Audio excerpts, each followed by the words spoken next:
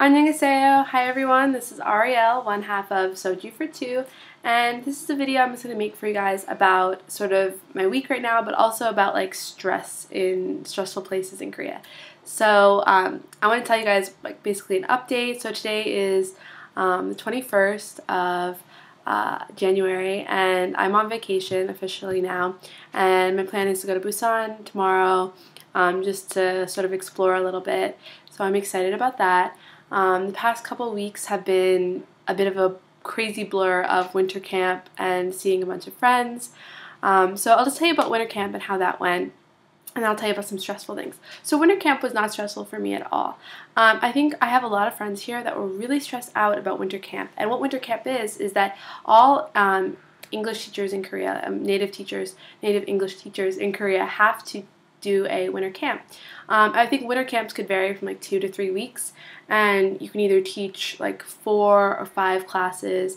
I have a few friends that teach all day, that teach 4 winter camp classes in the morning, and then they teach afternoon like classes in the afternoon, which is I think really unique though. I think most people only teach about 3 to 4 40-minute periods a day.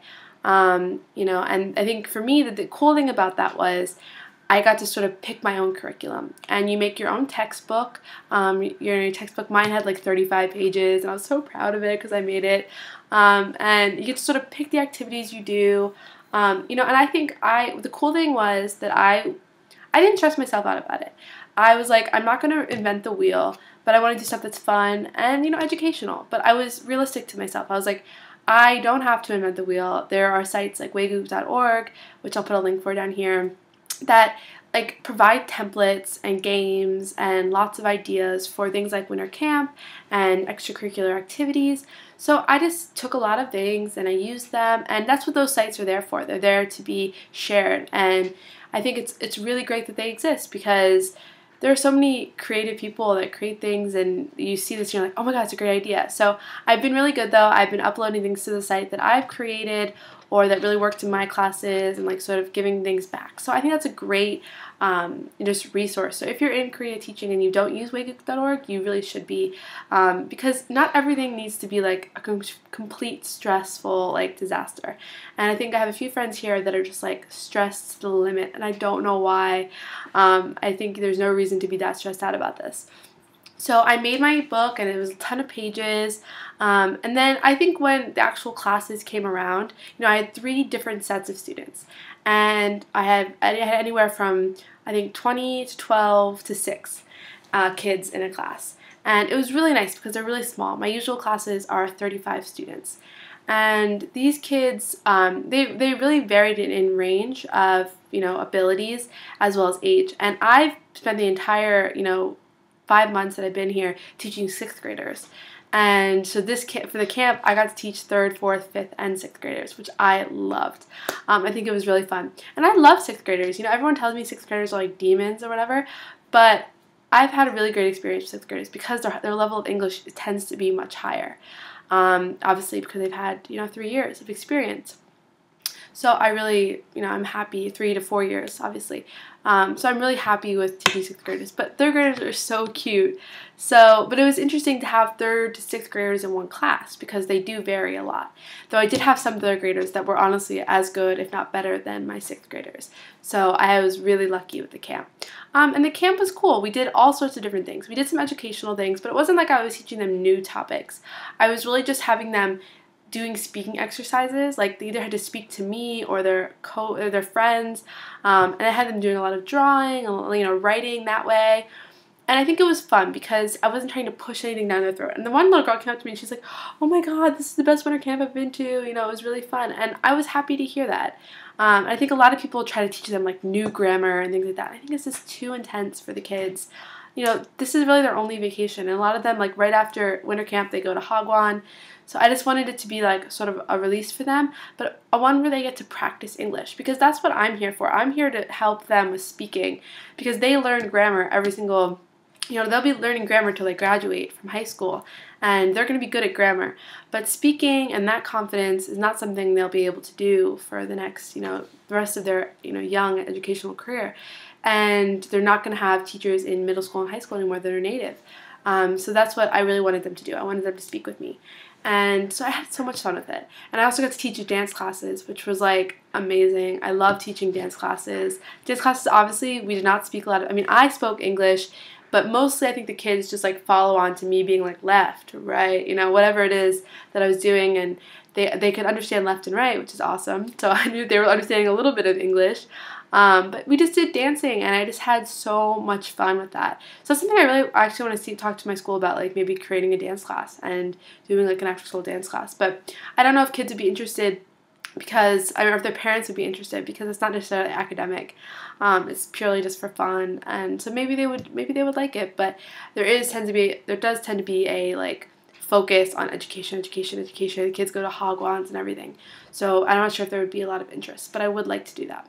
So anyway, I think that it wasn't stressful, that I really enjoyed it, and I think a lot of my friends could have made it less stressful for themselves, and I'm not sure why they had such a difficult time, but I think it was a lot of fun. And I got to work with teachers that I've never really worked with before, and we had a great time. You know, I think at the end of it, we're like best friends because we're bonding over like feeding the kids every day and the silliness of them all. So I really had a great time with it, and I look forward to summer camp. Honestly, I think it's going to be awesome. So I really, really enjoy it.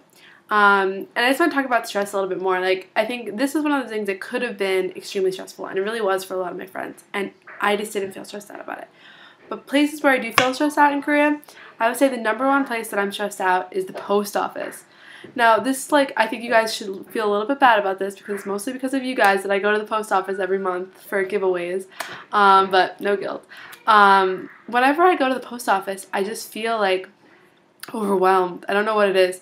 Like, everyone always talks about like the Bali culture of Korea, like the hurry up, go faster. And can you hear that screaming? It's my neighbor. They have like 3 kids. Sorry. Yeah, so this like sense of go faster, faster, faster just is so intimidating at the post office. And there's a post office right by my house. Like, I live in Chinchon, and out of exit 7 there's a post office. And so I always go to that one. I'm sure there's a million others. I need to find another one. Maybe it's just this post office. But when I found it, I was like, okay, I'll go to this one. And the problem is that, like, there's usually only 1 to 2 people working there, which is, like, weird to me because in Korea, everywhere you go, there's, like, a million staff. And here, it's just, like, there's 2 women. And so the line, everyone cuts in line, which is stressful for me because I'm, like, I'm a patient person. But, like, when people are just blatantly cutting a line, like, you're in a post office, there's a line. Like, that's just really, like, frustrating. So the reason I think it's most frustrating is because, first of all, you have to wait in the line for 20 minutes just to get the box. And then I have to wait in line for another, 20 minutes to give them the box to ship it.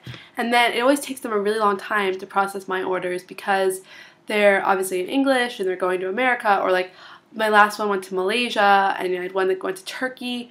So it's always confusing, I think, for them. And I understand that. And I'm patient about it. But then the people around me are just, like, huffing and, like, so impatient. And I think that's, like, literally the most stressed out I've been since I've been here. It's like once a month when I go to the post office, I'm just, like, and I come out of it, I'm, like, shaken. Because everyone's just, like, hurry up, hurry up, hurry up. And it's, like, there's nothing I can do. I'm waiting in line. And I don't know, people cutting in front of you. Like, I can deal with people cutting in front of me in the subway or things like that. But, like, when you're waiting in line for literally 20 minutes and then you're just going to get a box, it's just so stressful. So, for some reason, that's, like, literally the most stressed out I am in Korea. And I guess, I don't know. So I just wanted to ask you guys, like, where do you feel the most stressed out? Because maybe this is totally weird. Like, why do I feel stressed out at the post office? And the ladies there speak English pretty well. And I don't know. And, like, I can point because, like, boxes have numbers on them, so I can just say the number. It's not even, like, the Korean is difficult. It's, like, the environment of the post office is, like, a power keg. It's, like, I feel like it's always just crazy. And I don't know. I try to go early. Like, my school, I get out of work at 4. So usually I can, like, get there before the rush. But there's still, like, so many people in line, and they're so mean. I don't like it. So that is my most stressful time since I've been here. So I want to ask you guys, when are you the most stressed out? Please tell me down here. And, like, what do you do to get over that stress? Like, I just feel like it's so much. I feel so anxious when I leave the post office. But don't worry, guys. I'll still keep giving giveaways, but it makes me a little sad. Yeah, so just leave me a message down here. Tell me about your life. Bye, guys.